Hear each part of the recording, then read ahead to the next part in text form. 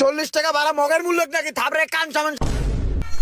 কিরে মামার রুমান, তুই রিক্সা চালাইতেছস? তোর এমন দুর্দিনা এবারছে হেডে আবার দেখ তুইব। জীবনটারে আসলে যত সহজ মনে করো, জীবনটা আসলে অত সহজ না। এই যে গাড়ি বাড়ি এগুলো আমি আসলে এত সহজে করি নাই। আপনি খুব অল্প সময়েই সফলতা অর্জন করলেন ভাই, এটা আপনি কেমনে করলেন আমাকে একটু কোন তো ভাই। এটা অর্জনের জন্য আমাকে প্রচুর কষ্ট করতে হয়েছে। কইতে না কইতে আবার সেমিস্টার ফি এর সময় পড়ছে। এখন সেমিস্টার ফি কেমনে দেই?